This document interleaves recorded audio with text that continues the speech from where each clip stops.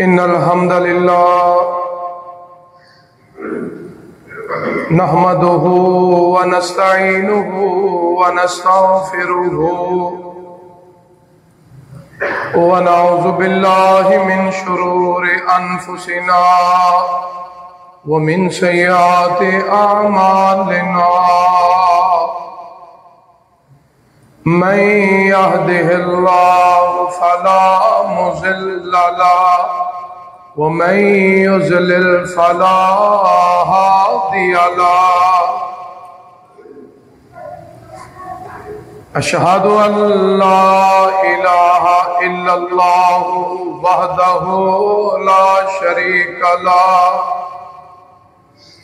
وأشهد أن محمدًا عبده ورسوله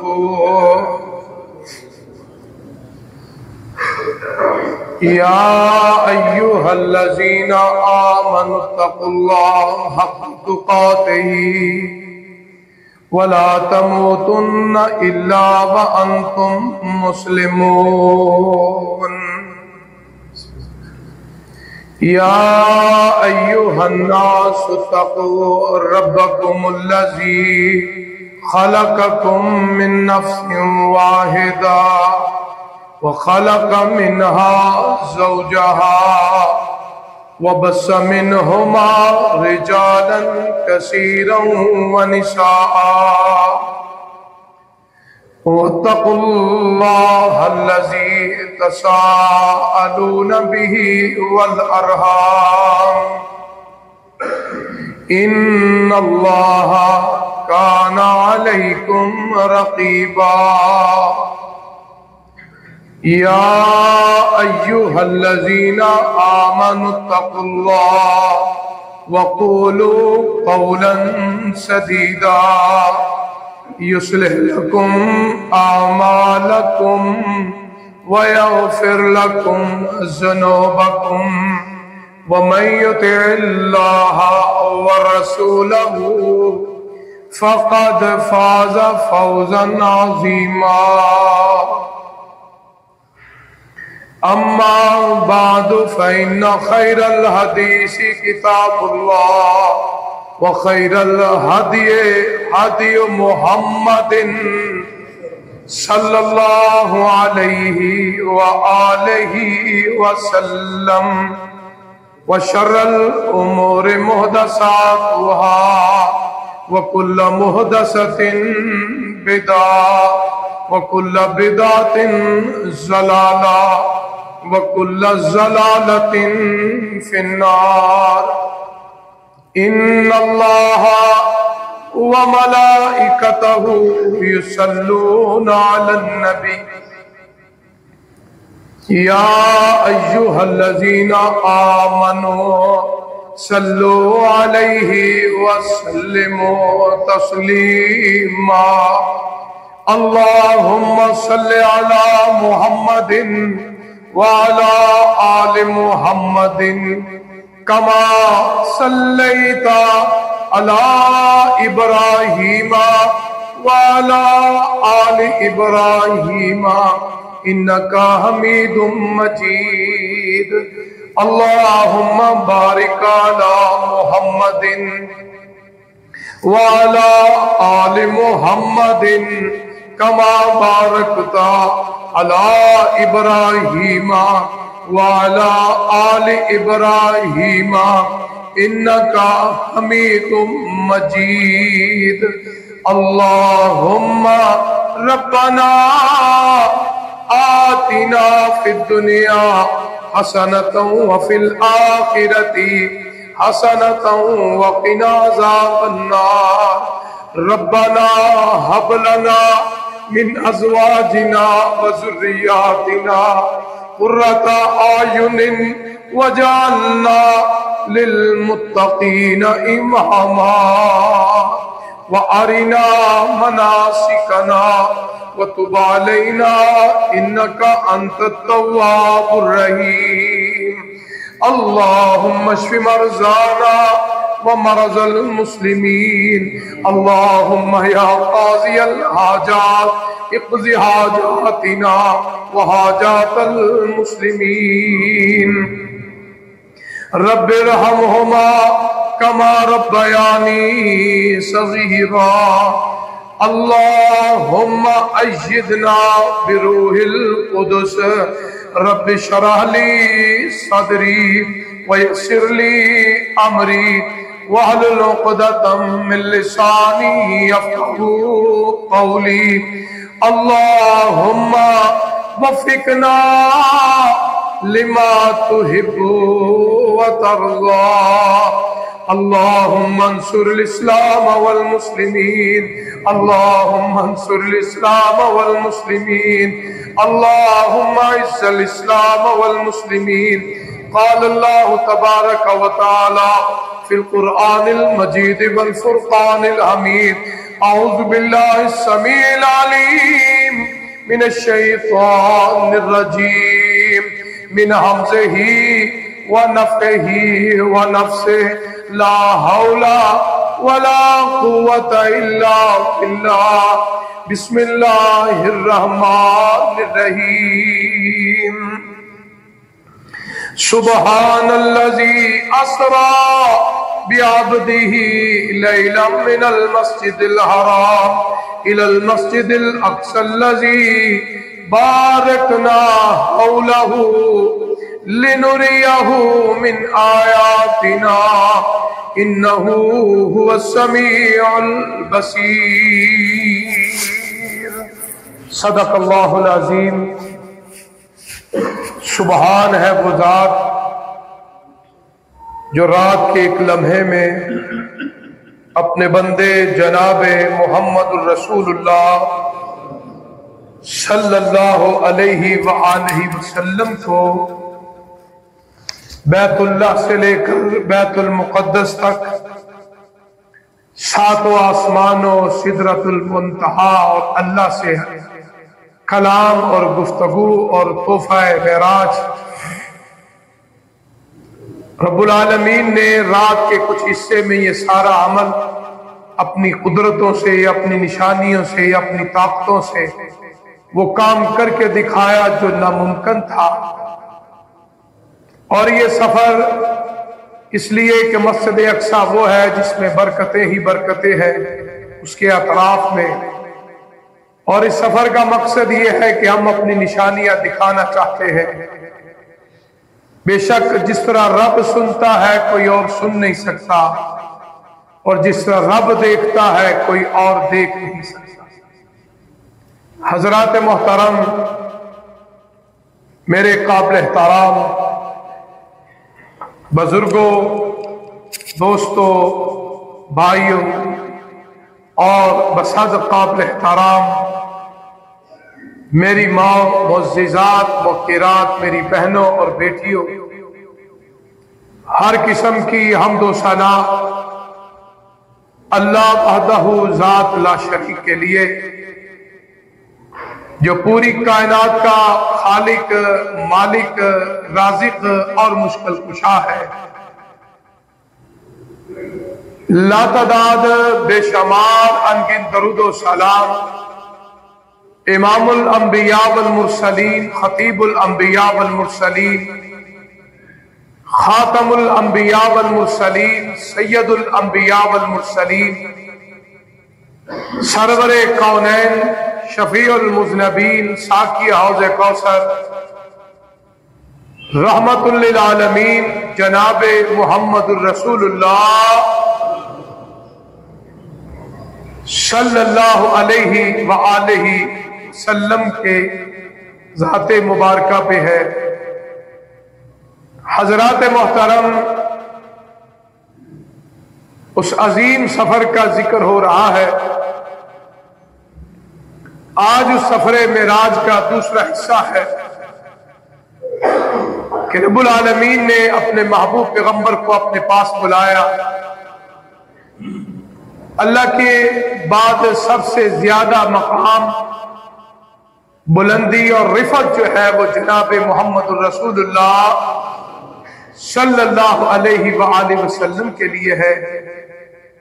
जिस तरह मैंने गुज़श्ता खुतबा जुमा में बताया था कि वरफ़ाना लक ज़िक्रक, रिफत, बुलंदियां और ये सारी मंजिलें शान का मकाम रखती है। आपका वहां जाना जहां ना कोई इंसान ना कोई जिन, ऐसे ऐसे मकाम अल्लाह ने अपने महबूब पैगंबर को दिखाए। और ये दूसरे हिस्से के अंदर जिस तरह गुज़श्ता खुतबा जुमा में मैंने ये दलाइल से साबित किया कि मिराज बिदारी की हालत में और रूह और जिस्म समेत रब्बुल आलमीन ने आपको मिराज करवाया और वो बुराक का सफर मुकम्मल हुआ। आगे ये जमीन और आसमान का बहुत बड़ा फासला है। आज इंसान के बनाए हुए बड़ी बड़ी मंजिलें,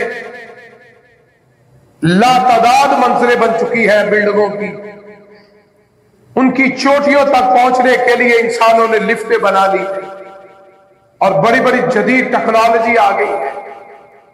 और जिस रब ने इंसान बनाया, पूरी कायनात को बनाया, इसको आबाद किया, उसके सामने अपने महबूब पैगंबर को अपने पास बुलंदी में बुलाना कोई मुश्किल काम नहीं। उसके बनाए हुए इंसान ने इंसान को कहां तक पहुंचा दिया है कि जमीन और आसमान के दरमियान फजाओं में उड़ रहा है। बड़े बड़े जहाज उड़ा के रख दिए, बड़ी बड़ी तेज सर्विस आ चुकी है और ऐसी ऐसी लिफ्टें बना के इंसान उसके ऊपर कदम रखता है, कितनी बुलंदी में चला जाता है।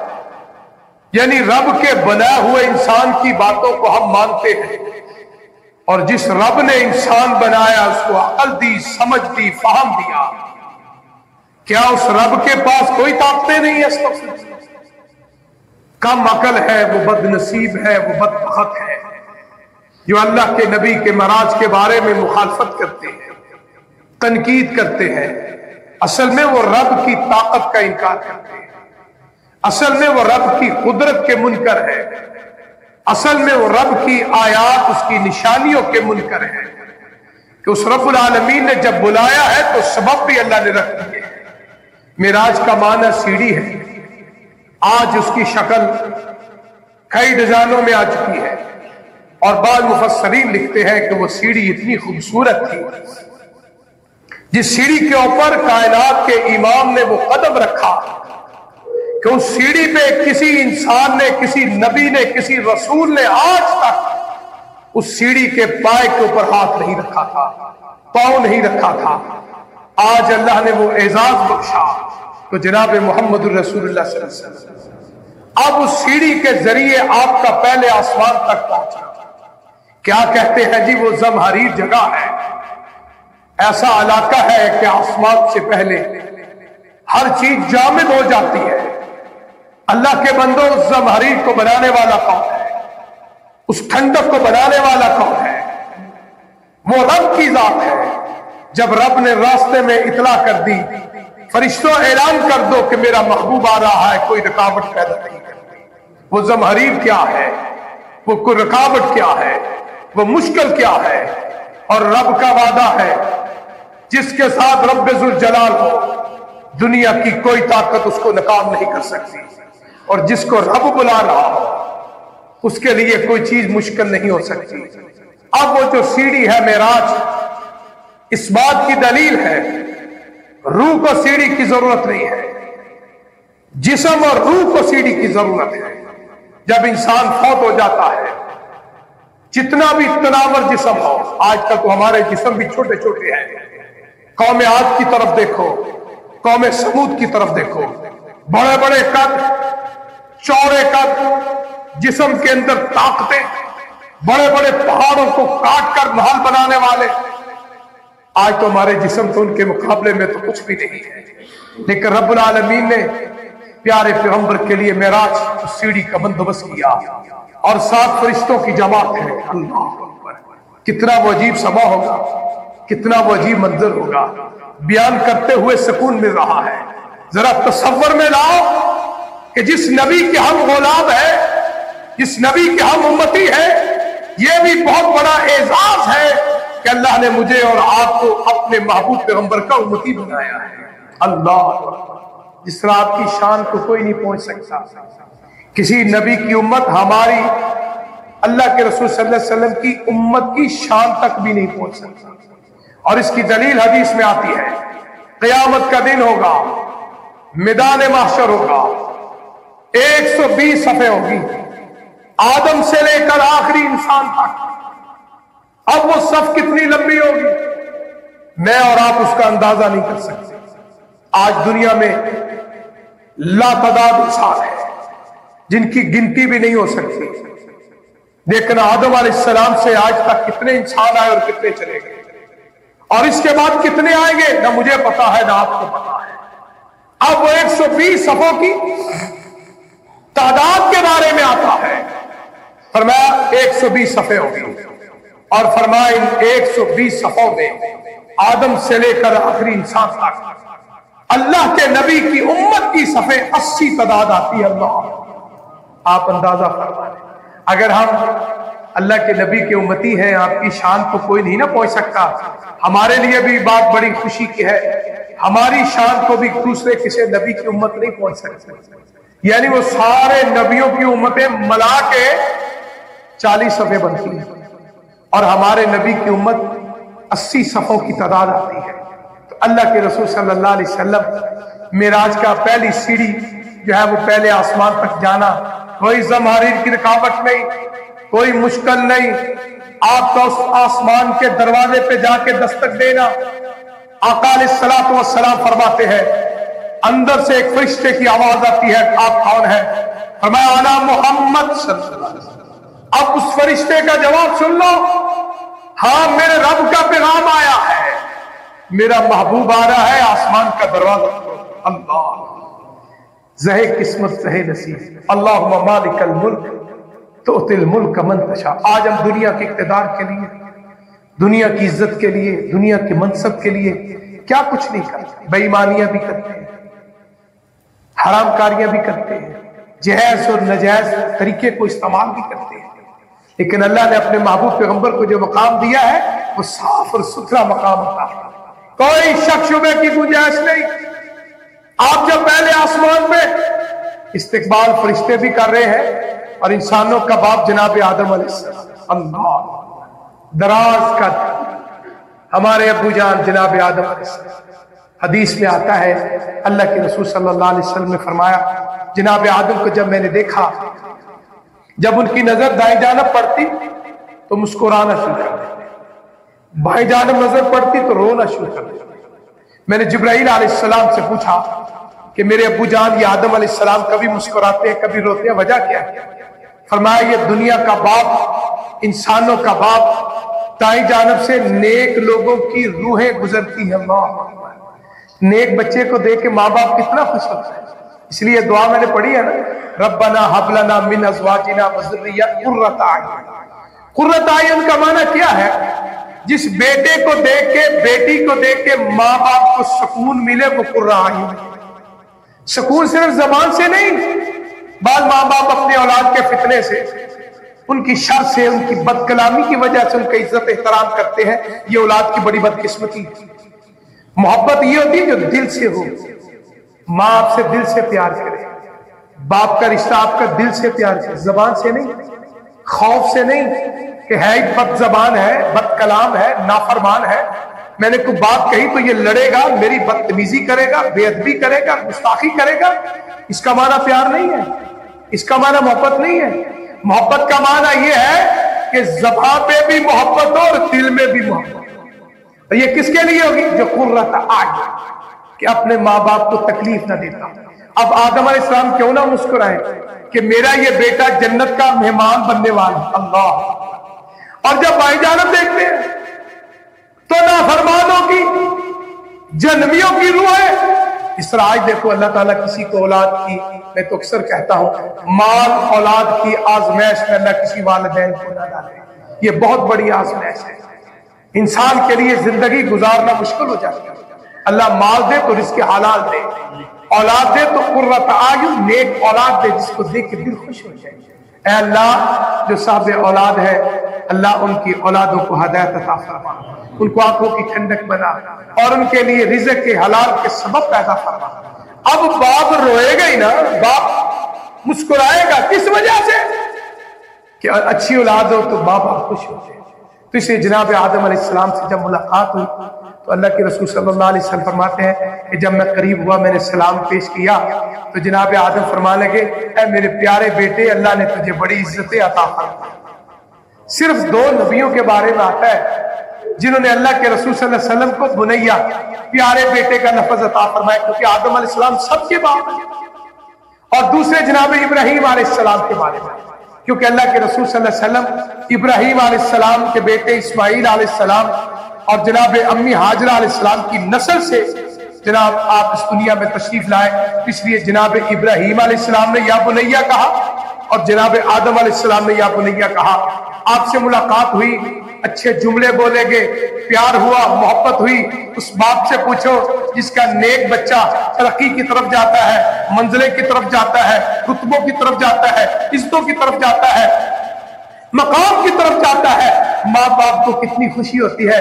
آدم علیہ السلام بڑے خوش، اللہ تیرا شکریہ، میری اولاد میں سے ایسا محمد صلی اللہ علیہ وسلم جس کو آپ اپنے پاس بلا رہے ہیں، تو یہ اتنا بڑا مقام کہ پہلے آسمان میں جناب آدم علیہ السلام، دوسرے آسمان میں جناب یحییٰ اور عیسیٰ علیہ السلام، دونوں کزن آپس میں ہیں، اور یحییٰ علیہ السلام جناب زکریا علیہ السلام کے بیٹے، اور جناب عیسیٰ علیہ السلام جناب مریم علیہ السلام کے بیٹے ہیں، جو بغیر باپ کے اس دنیا میں اللہ کی نشانیوں میں سے نشانی ہے، اور دونوں نے بھائی کا لفظ بولا، یا اے پیارے بھائی، اللہ نے آپ کو بڑی عزتیں عطا فرمائی ہے، بڑا مقام ہے۔ دیکھو زہے قسمت، اللہ کی شان اور نعت اللہ کے نبی بھی بیان فرما رہے ہیں، سبحان اللہ۔ اب تیسرے آسمان میں آئے تو جناب یوسف علیہ السلام، جس کے بارے میں اس نے یوسف دم عیسیٰ ید بیضا داری آنچ خوبا ہمہ دارن تو تنہا داری۔ شاعر کہتے ہیں کہ یوسف علیہ السلام کو اللہ نے کائنات کا آدھا حسن عطا فرمایا۔ اس دور کے مقام میں جب یوسف علیہ السلام اس دنیا میں تشریف لائے، جتنے انسان اس وقت دنیا میں موجود تھے، پورے انسانوں کا نصف حسن اللہ نے جناب یوسف علیہ السلام کو عطا فرمایا۔ اور شاعر کہتا ہے کائنات کے امام جناب محمد الرسول اللہ صلی اللہ علیہ وسلم جب دنیا میں تشریف لائے، اللہ نے پوری کائنات سے سب سے زیادہ خوبصورت ہے۔ اگر یوسف علیہ السلام کو آدھا حسن ہے نا، اللہ نے اپنے محبوب پیغمبر کو پوری کائنات سے زیادہ حسین و جمیل بنایا ہے۔ آپ جیسا حسین، آپ جیسا جمیل، آپ جیسا خوبصورت نہ آیا ہے، نہ آئے گا، نہ قیامت تک آئے گا، اور نہ کچھ قیامت کے بعد ہوگا۔ اللہ تعالیٰ کی حضور دعا بھی ہے کل قیامت کو اللہ تعالیٰ مجھے اور آپ کو اپنے محبوب پیغمبر کا دیدار مصطفیٰ جو ہے اللہ نصیب فرمائے۔ تو اللہ کے رسول صلی اللہ علیہ وسلم جناب یوسف علیہ السلام سے ملاقات، چوتھے آسمان میں آئے جناب ادریس علیہ السلام، انہوں نے بھی بھائی کا لفظ بولا، آپ کی شان میں اچھے اچھے جملے بولے۔ پانچواں آسمان آیا، موسیٰ علیہ السلام کے بڑے بھائی ہارون علیہ السلام سے ملاقات ہوئی۔ دیکھو یہ چند نبیوں کو اللہ نے آسمانوں میں بٹھا کے اپنے نبی کے استقبال کے لیے مقرر فرما دیا۔ آدم آئے تو استقبال کے لیے، یحییٰ عیسیٰ علیہ السلام آئے تو استقبال کے لیے، اور جناب یوسف علیہ السلام آئے تو استقبال کے لیے، ہارون علیہ السلام آئے تو استقبال کے لیے۔ اللہ اکبر۔ جب آپ چھٹے آسمان میں کلیم اللہ کلم اللہ موسیٰ تکلیما، جناب موسیٰ علیہ السلام سے ملاقات ہوئی تو جناب موسیٰ علیہ السلام نے سلام دعا ہوئی، گفتگو ہوئی، تو ساتھ ہی آتا ہے حدیث میں کہ انہوں نے رونا شروع کر دیا۔ آج بعد اللہ تعالیٰ ہمیں ہدایت عطا فرمائے، میں تو اکثر کہتا ہوں کوئی جملہ، کوئی بول، کوئی کلام، کوئی لفظ بولنے سے پہلے کئی مرتبہ سوچا کرو، کوئی ایسا لفظ نہ نکل جائے جس سے ہمارے اعمال تباہ و برباد ہو جائے۔ اللہ کو کسی نبی کی گستاخی برداشت نہیں ہے، اللہ کو کسی رسول کی گستاخی برداشت نہیں ہے۔ اللہ کے نبی کی شان بیان کرتے ہوئے کسی نبی کی توہین کرنا، کسی رسول کی توہین کرنا اللہ اور اللہ کے رسول کی طرف سے اجازت نہیں ہے۔ آمن الرسول، تمام رسول، تمام نبی، ان کا مقام ہے، ہمارے دل میں احترام ہے، عزت ہے، لیکن جو مقام اللہ کے محبوب پیغمبر کا ہے وہ کسی اور نبی کا اور رسول کا نہیں ہے۔ یہ ہمارے دل میں ہونا چاہیے، لیکن کسی نبی کی توہین نہیں کرنی چاہیے۔ آج کیا کہتے ہیں جی، دیکھا ہمارے نبی کی شان کو دیکھا، ہمارے نبی کے مقام کو دیکھا، ہمارے نبی کی رفعت و بلندی کو دیکھا۔ موسیٰ علیہ السلام استغفر اللہ ثم استغفر اللہ، وہ جل گئے، انہوں نے دیکھ کے رونا شروع کر دیا۔ اللہ کے بندے پوری بات نہیں بیان کرتے، یہ ایسے ہی ہے نا جس طرح بے نماز کہتے ہیں نا، اے ایمان والو، قرآن اللہ فرماتے لا تقربوا الصلاۃ، بے نماز کے پاس یہی دلیل ہے، ایمان والو نماز نہیں پڑھنی، بلکہ اس کے قریب ہی نہیں آنا۔ آگے جو لفظ ہے وہ نہیں بیان کرنا، کیوں؟ اس میں اس کا مسئلہ خراب ہو جائے۔ اس طرح بعض عالم جو ہے اتنا تو بات کر کے اپنی بات بنا لیتے ہیں، لیکن ایک نبی کی توہین کر جاتی ہے، استغفر اللہ، سارے اعمال تباہ و برباد ہو جائیں گے۔ جبرائیل علیہ السلام نے سوال کیا، یہ اگلا حصہ ہے، اور نماز کا کیا بان تم سکارا، فرمایا نشے کی حالت میں نماز کے قریب جاؤ۔ یہ کیونکہ اس وقت تھا جب شراب حرام نہیں ہوئی، تو اللہ کا حکم آ گیا کہ جب تم نشے کی حالت میں ہو تو آپ نے نماز کے پاس نہیں، کیونکہ اس وقت تمہیں ہوش نہیں ہو، تو اللہ کی عبادت کس طرح کر سکتے؟ تو بعد میں تو پھر مستقل ہی مسئلہ حل ہو گیا۔ اس لیے یہ بات کر کے اپنا دل کے الو کو سیدھا کرنا یہ اسلام اجازت نہیں دیتا۔ جب بھی بات کرو پوری بات کرو، جب بھی کسی کی بات سنو پوری سنو، یہ نہیں کہ آدھی سنی اپنا مطلب نکال لیا، نہیں، پوری بات کرنے کا بھی حکم ہے اور پوری بات سننے کا بھی حکم ہے۔ اس لیے اللہ کے رسول صلی اللہ علیہ وسلم کے دین میں سنی سنائی بات پہ کبھی عمل نہ کرو۔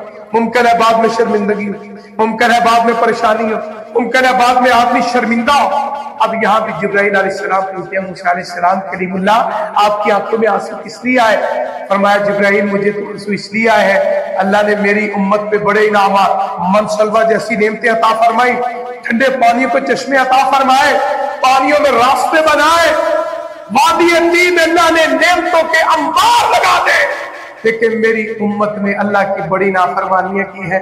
تو مجھے تو رونا اس بات پہ آیا ہے کہ میری امت جو ہے وہ زیادہ جو ہے وہ جہنم اور دوزخ پہ جائے گی، اور خوشی اس بات کی ہے یہ جو نبی ہے، یہ جو میرا بھائی ہے جس کا نام محمد ہے صلی اللہ علیہ وسلم، مجھے یقین ہے کہ سب سے زیادہ اگر کسی نبی کی امت جنت میں جائے گی وہ محمد الرسول اللہ صلی اللہ علیہ وسلم۔ اللہ اکبر، یہ ہمارے لیے بھی اعزاز ہے، ایک نبی ایک رسول اللہ کے نبی کی امت کی جنت میں زیادہ جانے کی بشارت دے رہا ہے۔ دعا ہے ان جنتیوں میں اللہ ہمارا بھی نام لکھے، جنت الفردوس میں جانے والوں میں اللہ ہمارا بھی نام لکھ لے۔ آپس میں گفتگو ہوئی، جناب موسیٰ علیہ السلام سے چلے گئے، 7واں آسمان، قرآن مجید میں حدیث میں 7 آسمانوں کا ذکر ہے۔ وہاں کیا منظر، نبیوں کا باپ جناب ابراہیم علیہ السلام تشریف فرما ہے۔ انہوں نے کہا پیارے بیٹے، اللہ نے تجھے بڑی عزتیں عطا فرمائی ہیں، نیک بیٹے کو دیکھ کے ماں باپ سے پوچھو کتنا دل خوش ہوتا ہے۔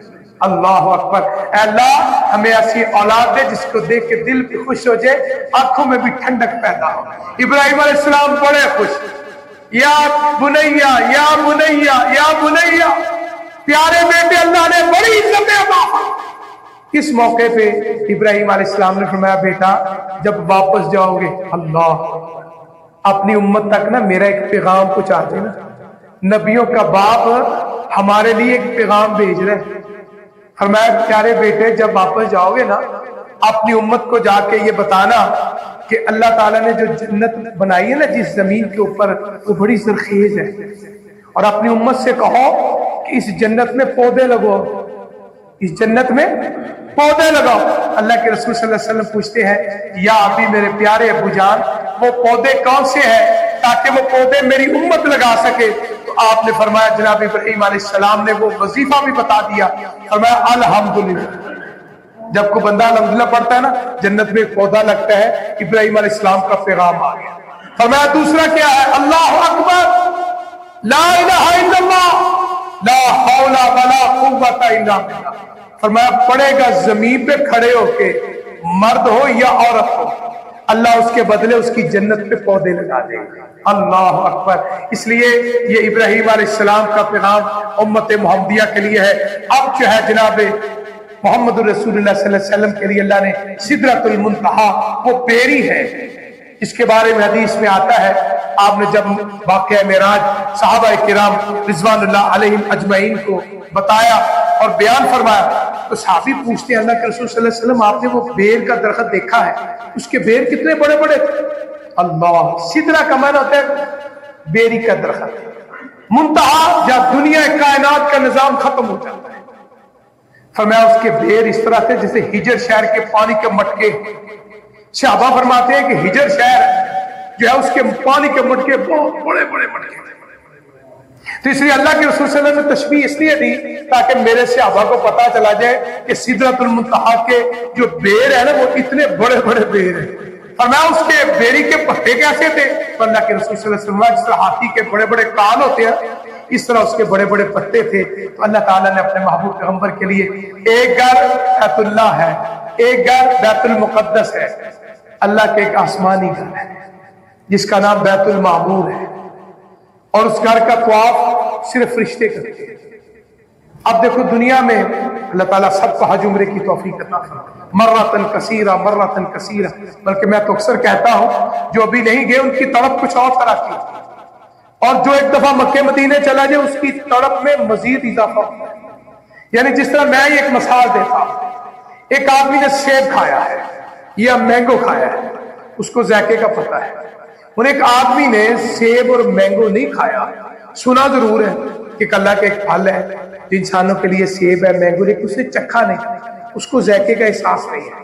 اس لیے جس نے ابھی مکہ و مدینہ گیا نہیں نا اس کی تڑپ کچھ اور ہے، اور جو ایک دفعہ چلا جاتا ہے اس کی تڑپ جو ہے وہ لفظوں میں بیان نہیں کر سکتے، کیونکہ وہ ذائقہ بھی محسوس کر چکا ہے، وہ روحانیت بھی محسوس کر چکا ہے، وہ سکون بھی محسوس کر چکا ہے. فرمایا یہ دنیا میں تو بعض ایسے خوش نصیب بھی ہے، مجھے پتا چلا ہے کہ کئی دوست ہر جمعے وہاں جاتے ہیں، ایک جمعہ بیت اللہ میں، ایک جمعہ مسجد نبوی میں. اللہ نے عطا کیا ہے، اللہ سب کو ایسا مال کثیر عطا فرمائے. بعض ہر سال جاتے ہیں، حج کے لیے بھی جاتے ہیں، عمرے کے لیے بھی جاتے ہیں. اللہ تعالیٰ قبول فرمائے. اس میں کوئی معیوب کی بات نہیں ہے، کوئی تنقید کی بات نہیں ہے. اللہ کا شکریہ ہے کہ وہ اللہ کے بندوں کے حقوق بھی ادا کر رہا ہے، اللہ کے گھر کی عبادت بھی کر رہا ہے. تو اللہ کی عطا ہے، اللہ جس کو چاہے عطا فرمائے. لیکن یہ کیا ہے کہ بعض ایسے ہیں جو ساری زندگی تڑپتے رہتے ہیں مکہ مدینے کی زیارت نصیب کی. بعض ایک دفعہ چلے گئے وہ پھر موقع نہیں ملتا، تو یہ اللہ کی تقسیم ہے. لیکن بیت المعمور کے بارے میں آتا ہے، جہاں مال ہے اس دنیا میں کسی طرح تو ہر دفعہ جا سکتے ہیں. بیت المعمور کے بارے میں آتا ہے کہ اس گھر کے اندر یعنی اس کے اطراف میں جو اللہ کے فرشتے طواف کرتے ہیں. کہتے ہیں جس فرشتے نے بیت المعمور کا ایک مرتبہ طواف کر لیا قیامت تک اس کی دوبارہ باری نہیں آئی. اللہ، یعنی نہ کوئی پاسپورٹ کا مسئلہ ہے، نہ ویزے کا مسئلہ ہے، نہ ٹکٹ کا مسئلہ ہے، نہ رقم کا مسئلہ ہے. پتہ یہ چلا کہ تعداد بہت زیادہ ہے، فرشتوں کی تعداد اللہ اکبر، کہ ہر روز ہزاروں کے حساب سے بیت المعمور کا طواف ہو رہا ہے. ابراہیم علیہ السلام سے ملاقات کے بعد یہ بیت المعمور کو دیکھا. پھر یہاں حدیث میں آتا ہے کہ رب العالمین اپنے محبوب پیغمبر کی مہمان، جس طرح ہمارے گھروں میں مہمان آتے ہیں، اسلام کا حکم ہے کہ دل کشادہ کر کے مہمان کی مہمانی کیا. فرمایا جس کو اللہ پہ ایمان ہے، آخرت پہ ایمان ہے، وہ اپنے مہمان کی عزت کرتے ہیں. عزت کے دو مفہوم ہیں، ایک توجہ سے ملنا، دوسرا جو کچھ موجود ہے اس کے آگے پیش کر. یہ دو جملے ہیں. ایک ہے توجہ سے ملنا، محبت سے ملنا. ہمارے اندر کمی ہے، کوئی مہمان آ جائے ہم عدم توجہ کرتے ہیں، اس کے دل کو ٹھیس پہنچتی ہے. اس کا مطلب ہے اس نے مہمان کی عزت نہیں کی. آپ کے گھر میں مہمان آ گیا، اس نے قدم رکھ دیا، کیا بات؟ اس کی طرف توجہ دو، اس کی طرف مائل ہو جاؤ، اس سے پیار کرو، اس سے محبت کرو، اس سے گفتگو کرو، تاکہ اس کے احساس نہ ہو کہ یار یہ مجھ سے شاید نفرت کرتا ہے، شاید مجھ سے ناراض ہے، مجھ سے بات نہیں کر رہا. ایک بات. دوسری بات کیا ہے؟ فرمایا اس کی مہمانی کی جائے. اب مہمانی ہمارے ہاں تو آج کل کچھ سالوں سے بڑی مشکل ہوگی، تکلفات آ گئے. ہمارے بڑے، میرے داد کا سمجھ لو، میرا نان کا، یا آپ کے جو بزرگ تھے اگر جو فوت ہو چکے، اللہ ان کی قبروں کو ٹھنڈا کرتے، کیا انہوں نے کبھی تکلف کیا تھا؟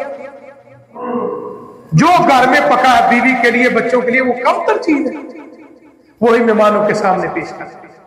آج ہمارے یہاں تکلفات کی وجہ سے ہم ایک دوسرے سے بہت دور ہو چکے ہیں، رشتہ داروں کا آپس میں آنا جانا مشکل ہو چکا ہے. کیا وجہ ہے؟ تکلف. کہ جب میں گیا تو اس نے کھلایا کچھ نہیں، اس نے مجھے پلایا کچھ نہیں. حالانکہ یہ بات کرنی جائز نہیں ہے، اسلام شکوہ کرنے کی اجازت نہیں ہے، لیکن ہمارے اندر بھی کمیاں ہیں نا. کہ ہم تکلفات میں آ کے اصل کو بھی کھو بیٹھے. جو گھر میں موجود ہے، مجھے کھانے کا ٹائم ہے، گھر میں دال چاول بھی پکے، کیا وہ ہلکے ہیں؟ جو تم اپنے بچوں کو کھلا رہے ہو، اپنی بیوی کو کھلا رہے ہو، کیا وہ کم چیز ہے؟ کوئی مہمان کے سامنے رکھو. اب وہ اصل سے تکلفات کی وجہ سے ہمارے گھروں سے اصل بھی ختم ہو گئی. اس لیے اسلام اس بات کی اجازت نہیں دیتا. اور رب ذوالجلال کی مہمانی کا ذکر کرنے لگا. بلانے والا بھی رب ہے، رب العالمین ہے، جانے والے رحمت للعالمین ہے. سبحان اللہ. کہتے ہیں جس وقت جبرائیل السلام نے آپ کے سامنے مہمانی کی چیزیں رکھی، حدیث میں آتا ہے ایک شراب کا اور ایک دودھ کا پیالہ ہے اور ایک شہد کا ہے. حدیث میں 3 چیزوں کا ذکر آتا ہے. اللہ کے رسول صلی اللہ علیہ وسلم کو ان 3 چیزوں میں 2 چیزیں بڑی پسند ہیں. نمبر 1 شہد، آپ صلی اللہ علیہ وسلم کو بہت پسند ہے، بڑا بڑا.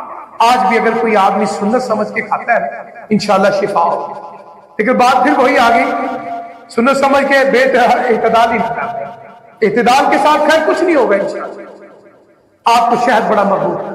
قرآن مجید میں سورہ تحریم میں اللہ فرماتے ہیں یا ایھا النبی لم تحرم ما احل اللہ لک تبتغی مرضات ازواجک، یعنی اے میرے نبی جو چیز اللہ نے حلال کی اس کو آپ حرام نہیں کر سکتے. اس کی وجہ کیا حدیث میں آتا ہے آپ صلی اللہ علیہ وسلم کی ایک اہلیہ محترمہ ہماری امی جان جناب زینب بنت جحش رضی اللہ تعالیٰ، اس کے بھائی کا شہد کا کاروبار تھا. وہ جب بھی بہن کے گھر میں آتے اپنی بہن کو شہد کا تحفہ دیتے. بہنوں کے گھر میں جایا کرو تو خالی ہاتھ نہ جایا، کچھ نہ کچھ ضرور لے کر جائے. بہن کے گھر میں دروازے تک بھی دولت ہو، انبار لگے ہو. ماں جائے بھائی کو چیز لے کر آئے نا، اس بہن سے پوچھو اس کو کتنی خوشی ہوتی ہے. ہر ایک کو بتاتی ہے دیکھو میرا بھائی آیا تھا. اپنی اولاد کو بتاتا ہے، بتاتی ہے میرا بھائی آیا تھا، خاوند آئے میرا بھائی آیا تھا. یعنی ضروری نہیں کہ آپ تک کچھ نہ کچھ بہن اور بیٹی کے گھر میں خالی ہاتھ نہ جائے گا. اب یہ بھائی وہ بھی سیاسی ہے اور جو بہن ہے رشتے میں بہن ہے، ایک رشتے میں ماں ہے کیونکہ اللہ کے نبی کی بیوی ہے زینب بنت جحش رضی اللہ. کہتے ہیں وہ شہد دے کے جاتے تو اللہ کے رسول صلی اللہ علیہ وسلم جب بھی اس کے گھر میں جاتے عصر کی نماز کے بعد تو جناب زینب کو پتا تھا کہ اللہ کے نبی کو شہد بڑا پسند ہے. بلکہ حدیث میں آتا ہے کہ گرمیوں میں آپ عام پانی میں شہد استعمال کرتے تھے صبح کے وقت، سردیوں میں گرم پانی کر کے اس میں شہد استعمال کرتے تھے. یہ آپ کی سنت ہے. تو اللہ کے رسول صلی اللہ علیہ وسلم کو اتنا پسند آپ ہر روز جانا شروع کر دیا. فطرت کی بات ہے، جہاں چیز اچھی لگے آدمی پل پل جاتا ہے. جہاں آپ کو عزت ملے آپ ضرور جائیں گے، مہمانی ہو آپ ضرور جائیں گے. یہ انسانی فطرت. اللہ کے رسول صلی اللہ علیہ وسلم کا یہ روز روز جانا نا باقی بیویوں کو اچھا نہ لگا. ان میں 2 بیویوں کے بارے میں حدیث میں آتا ہے. ایک ہماری امی جان جناب عائشہ صدیقہ طیبہ طاہرہ رضی اللہ تعالی عنہ، اور دوسری جناب حفصہ رضی اللہ تعالیٰ عنہ کے بارے میں آتا ہے. ان دونوں نے بیٹھ کے بات چیت کی کہ اللہ کے رسول صلی اللہ علیہ وسلم جو ہے نا ہر روز جناب زینب بنت جحش کے گھر میں جاتے ہیں، پتہ کرو کیا لینے جاتے ہیں. پتہ چلا کہ شہد پینے کے. اچھا اب آپ کو روکنا ہے. کس طرح روکنا ہے؟ کیونکہ شہد کے بارے میں قرآن میں بھی آتا ہے اور حدیث میں بھی آتا ہے. اب دونوں نے جو پروگرام بنایا اللہ، جناب عائشہ فرمانے لگی اور جناب حفصہ رضی اللہ تعالیٰ عنہ ہماری امی جان ہے کہنے لگی جب اللہ کے رسول صلی اللہ علیہ وسلم ہمارے پاس آئیں گے تو ہم کہیں گے کہ آپ کے منہ سے بدبو آ رہے ہیں، کیونکہ آپ کو بدبو سے نفرت تھی. کیونکہ اللہ کے فرشتے آتے تھے، آپ پیاز نہیں کھاتے تھے، تھوم نہیں کھاتے تھے تاکہ منہ سے بدبو نہ آئے، کسی فرشتے کو تکلیف نہ پہنچے. اللہ کے رسول صلی اللہ علیہ وسلم جناب عائشہ کے پاس آئے تو جناب امی عائشہ فرمانے لگی اللہ کے رسول صلی اللہ علیہ وسلم میرے آقا میرے سید آپ کے منہ سے نا کچھ بدبو آ رہی ہے. فرمایا میں نے کچھ نہیں کھایا سوائے شہد کے. فرمایا ہو سکتا ہے شاید کہ مکھی جو ہے کسی ایسے پودے پہ بیٹھ گئی ہو جو بدبودار. دیکھو بات پہ بات نہیں کر رہی. جناب حفصہ کے پاس گئے رضی اللہ تعالیٰ، انہوں نے بھی وہی بات کہی جو جناب عائشہ نے کہی رضی اللہ تعالیٰ. اللہ کے رسول صلی اللہ علیہ وسلم آپ کے منہ سے بدبو آ رہی ہے. آپ نے فرمایا جناب عائشہ بھی یہی بات کہہ رہی تھی، تم بھی یہی کہہ رہی ہو حالانکہ میں نے کچھ بھی نہیں کھایا سوائے شہد کے. فرمایا وہ ہو سکتا ہے کسی ایسے پودے میں. اس موقع پر اللہ کے رسول صلی اللہ علیہ وسلم نے اپنے اوپر شہد کو حرام کر دیا.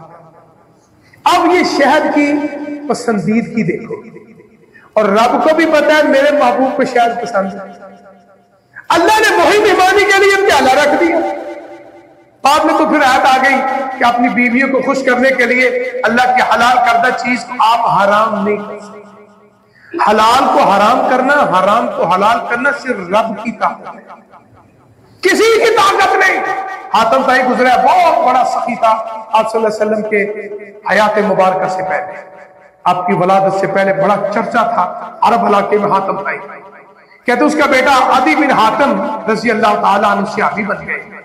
اللہ کے رسول صلی اللہ علیہ وسلم کے پاس ایک دفعہ تشریف فرما تھے، تو آپ نے فرمایا یہ جو بنی اسرائیل ہے نا، انہوں نے اپنے اماموں کو، مولویوں کو، پادریوں کو خدا بنا لیا تھا، رب بنا لیا تھا۔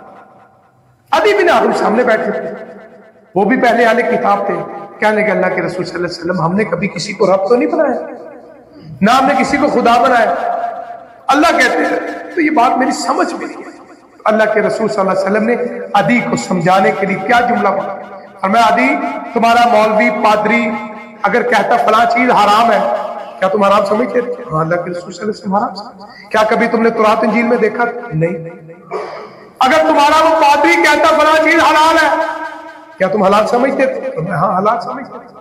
کیا تورات انجیل میں کبھی دیکھا تھا؟ جس طرح آج کل ہمارے یہاں بھی ہے، تو مولوی مسئلہ کر دینا تو اسے بھائی کو حوالہ، اچھا کیوں؟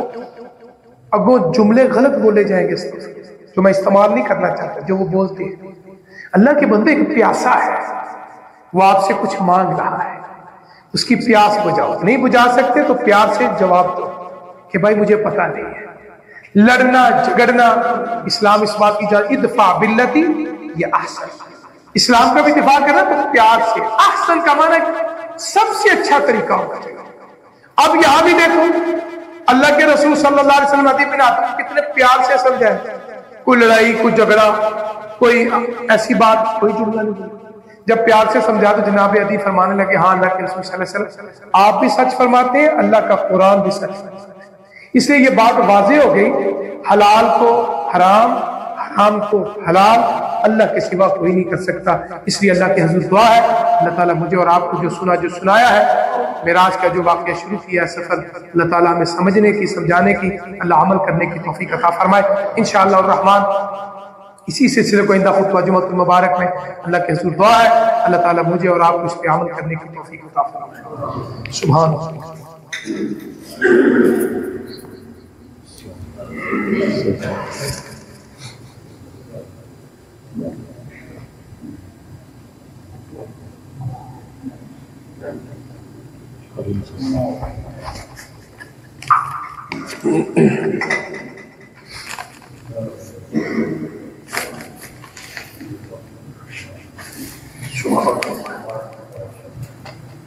إن الحمد لله نحمده ونستعينه ونستغفره ونعوذ بالله من شرور أنفسنا ومن سيئات أعمالنا من يهده الله فلا مضل له ومن يضلل فلا هادي له أشهد أن لا إله إلا الله وحده لا شريك له وأشهد أن محمدا عبده ورسوله صلى الله عليه وآله وسلم أما بعد فإن خير الحديث كتاب الله وخير الهدي هدي محمد صلى الله عليه وآله وسلم وشر الأمور محدثاتها وكل محدثة بدعة وكل بدعة ضلالة وكل ضلالة في النار إن الله وملائكته يصلون على النبي يا أيها الذين آمنوا صلوا عليه وسلموا تسليما اللهم صل على محمد وعلى آل محمد كما صليت على إبراهيم وعلى آل إبراهيم إنك حميد مجيد اللهم بارك على محمد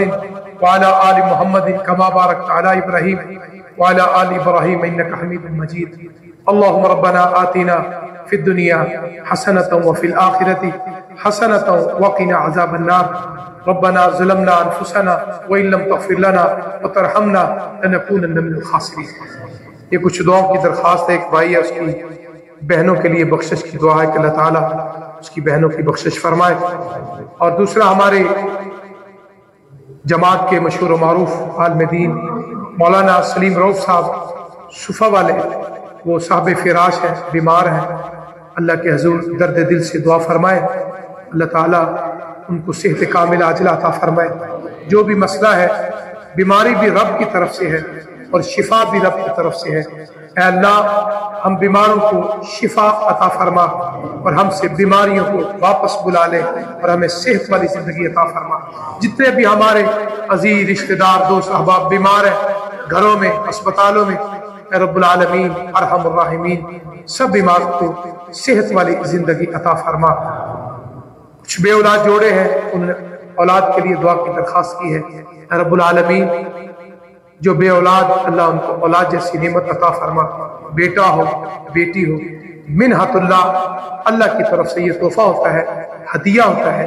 اے اللہ اس تحفے سے سب کو مالا مال فرما۔ صاحب اولاد ہونا اللہ کی طرف سے بہت بڑا انعام و اکرام ہے، اور جس کو اس نعمت کو اللہ کے نبیوں نے بھی رب سے مانگ کر دیا ہے۔ رب حب لی من الصالحین رب لا تذرنی فردا وانت خیر الوارثین۔